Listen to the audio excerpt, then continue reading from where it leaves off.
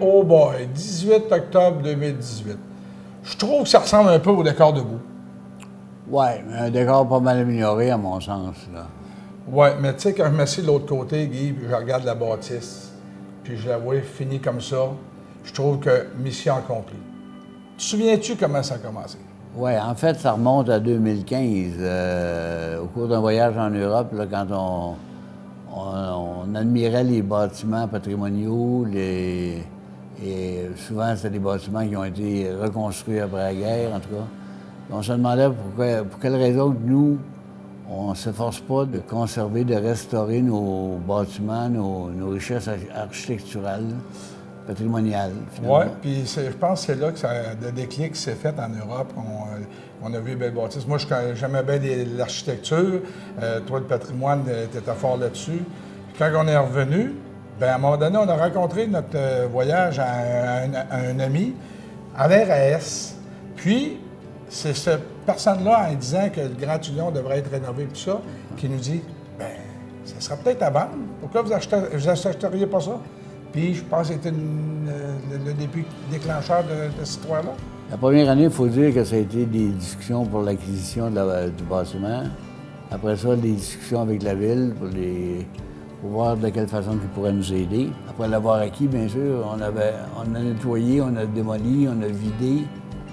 Et puis, on s'est mis à travailler sur les plans pour la reconstruction. Puis là, toi, tu voulais me sortir de ma zone de confort, mais tu m'as sorti de ma zone de bon portefeuille, c'est sûr. C'était en plein ça, c'était en plein ça. Oui, en fait, on s'est posé la question assez longtemps à savoir si on ne devait pas refaire des chambres pour rejoindre un peu l'ancienne vocation de l'hôtel Grand Tullon. Oui, on avait fait calculer ça, mais les chambres, il n'y en avait pas assez pour que ça soit rentable. Fait qu'après ça, on s'est reviré vers des condos.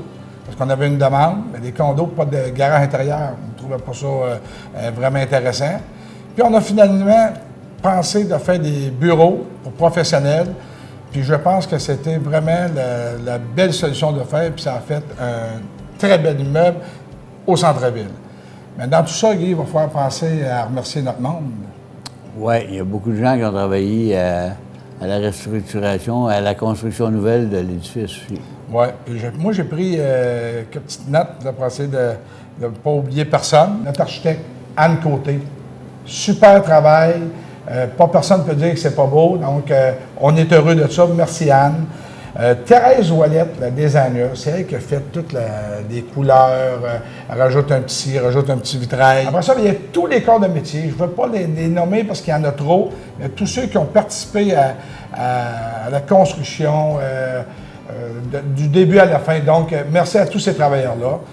Guy, je vais te laisser la parole pour le reste. Sans vouloir oublier personne, moi non plus, mais j'aimerais nommer, en partant, Pierre-Olivier Binette de Binette Construction, JP Binette Construction, qui a été notre entrepreneur général.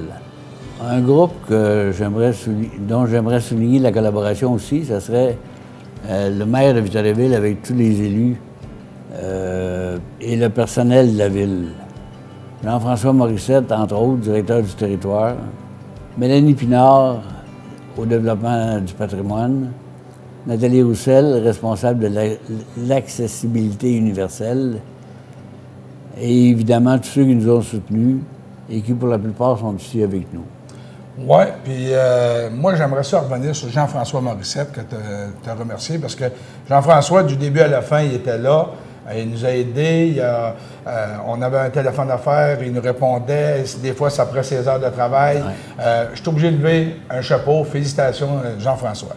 Mais il ne faudra pas oublier, Guy, on a quelqu'un qui a travaillé ici, là, puis un peu spécial, là, dans l'ardoise. Monsieur Romler.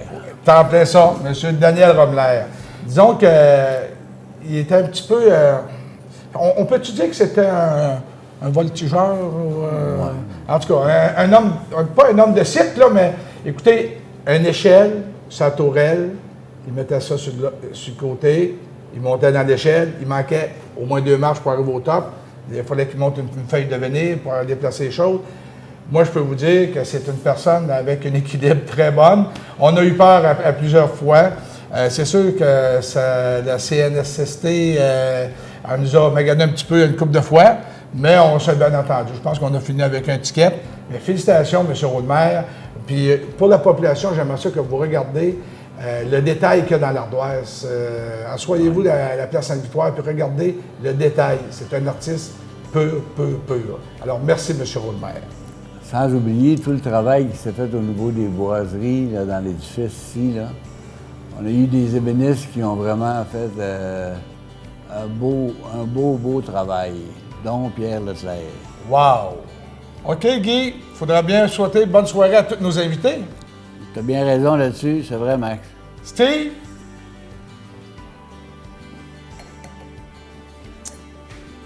On lève notre verre Bonne à nos soirée à tous. invités. Merci d'être avec nous. Oui, puis passez une très belle soirée et on vous aime tous.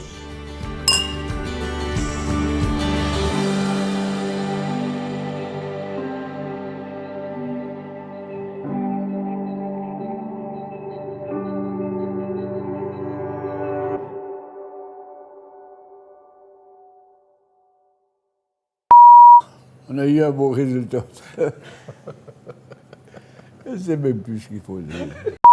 Bon, ben, il faudrait bien souhaiter la bonne année.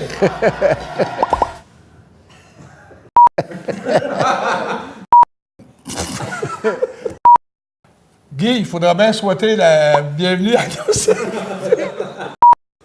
C'est rien qu'un mois de rappeler bonne soirée. Guy, il faudra bien souhaiter la bienvenue à nos invités. Ça dit bienvenue, il faut que tu dises bonne soirée. Ouais, Guy, il faudra bien souhaiter la bienvenue à la bonne... Ah, ouais, voilà.